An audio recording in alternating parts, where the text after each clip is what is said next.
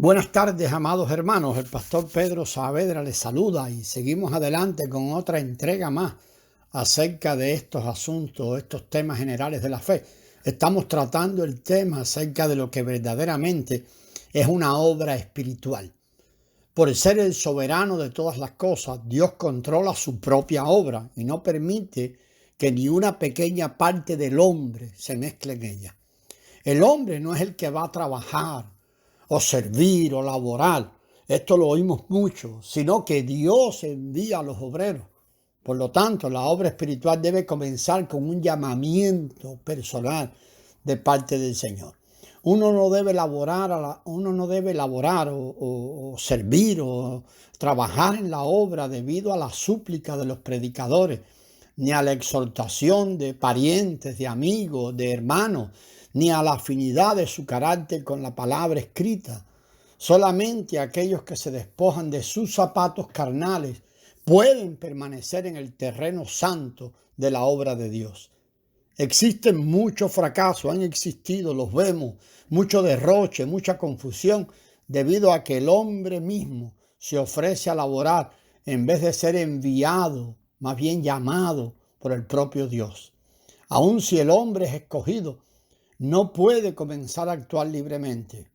Uno puede saber el qué de Dios, pero también necesita el cómo. En todo el proceso, todo lo que necesitamos es Dios manifestando su voluntad. Desde el punto de vista de la carne, ninguna otra obra es tan restringida como la obra espiritual. Mire, en Hechos leemos expresiones tales como el Espíritu Santo dijo. El Señor le dijo, enviando por el Espíritu Santo. El Espíritu Santo le prohibió. Fuera de obedecer, el hombre no tiene autoridad para ofrecer ninguna opinión. En ese tiempo, la obra de los apóstoles no era otra que la de conocer la intención del Espíritu en su intuición para luego obedecerla. Verdaderamente era algo muy sencillo. Si la obra espiritual necesitase que el creyente tuviera que esforzarse para idear algo, calcularlo, planificarlo, para poder llevarlo a cabo y preocuparse por ello, entonces todos los que son naturalmente dotados, inteligentes, educados, podrían realizar la obra espiritual. Pero Dios hizo a un lado todo lo que es de la carne. Siempre que el espíritu del creyente sea santo, puro, lleno de vida y del poder que viene de la vida y del control y el dominio del Espíritu Santo, él podrá seguir la dirección del Señor y hacer una obra eficaz. Dios nunca dio a los creyentes la autoridad para que controlaran su obra. Él solamente quiere que nosotros le escuchemos lo que Él dice en nuestro espíritu, a través de su espíritu, o dice por su espíritu a través de nuestro espíritu. Samaria tuvo un gran avivamiento, recordamos, pero a Felipe no se le asignó la responsabilidad de continuar la obra de nutrición. Él fue sacado de Samaria inmediatamente después y tuvo que ir al desierto para encontrarse y salvar a aquel eunuco gentil. Ananías nunca había escuchado de la conversión de Saulo y hasta donde él entendía, ir a ver a Saulo para interceder por él significaba la muerte o podía significar la muerte. Sin embargo, no fue él quien tomó la decisión. La ley judía prohibía que los judíos fueran a casa de los gentiles y que se asociaran con ellos. Pero cuando el Espíritu Santo habló, Pedro no pudo rehusarse. Pablo y Bernabé fueron enviados por el Espíritu Santo. Pero aún después que fueron enviados, el Espíritu Santo tenía la autoridad de guiarles, de prohibirles que fueran a Asia. Y más adelante, guiar a Pablo a Asia para establecer la iglesia en Éfeso. Toda la obra está en las manos del Espíritu Santo. El creyente solamente debe obedecer. Si la obra se efectuara según las ideas humanas, los justos o disgustos del hombre, entonces en los días de la iglesia primitiva, los hermanos no habrían ido a muchos lugares donde según ellos no deberían ir. Estas experiencias nos muestran que no debemos seguir nuestros propios pensamientos, razonamientos, preferencias, decisiones, sino que debemos ser guiados por el Espíritu Santo, quien mora ahora en nuestro espíritu. También nos muestra que el Espíritu Santo no nos guía por medio de nuestros pensamientos, razonamientos, preferencias ni decisiones, sino por el contrario, todas estas cosas se oponen a la dirección del Espíritu Santo en nuestro espíritu. Si los apóstoles no podían laborar según su mente, ni su parte emotiva, ni su voluntad, ¿cómo podemos atrevernos a hacerlo nosotros? Todo lo que Dios nos ordena, lo que Él desea que hagamos, lo que Él quiere hacer, nos lo revela por medio de la intuición de nuestro espíritu. El creyente no hace la voluntad de Dios cuando actúa de acuerdo a sus pensamientos o a los pensamientos de su mente, ni a las actividades de su parte emotiva, ni a las ambiciones de su voluntad. Únicamente lo que es nacido del Espíritu es Espíritu. Las actividades del creyente deben proceder en su totalidad de una revelación que recibe en el Espíritu después de confiar y esperar en Dios. De lo contrario, amados, la carne se va a infiltrar. Por otro lado, Dios nos da el poder espiritual para llevar a cabo todo lo que Él nos ordena. Por lo tanto, es muy importante basarnos en el principio de nunca ir más allá de la fuerza que hay en nuestro espíritu. Si nuestra obra excede los límites de nuestro espíritu, estaremos confiando en nosotros mismos. Y este es el principio del fracaso. Confiar en nosotros mismos impedirá que andemos según el Espíritu y que nuestra obra sea verdaderamente espiritual. Hoy en día, por lo general, el hombre usa el raciocinio, los pensamientos, las emociones. Estamos hablando en la iglesia, los sentimientos, los gustos, los deseos, como parámetros para realizar la obra. Pero todo esto pertenece al alma y carece de valor espiritual. Debemos tener presente que todas estas facultades son buenos siervos.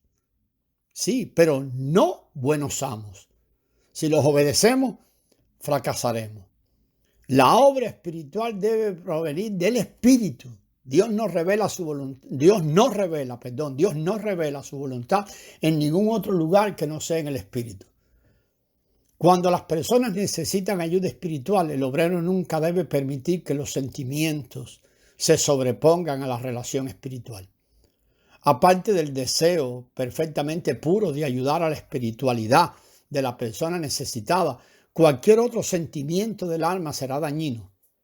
Esto siempre posa o trae un peligro y un engaño para el obrero.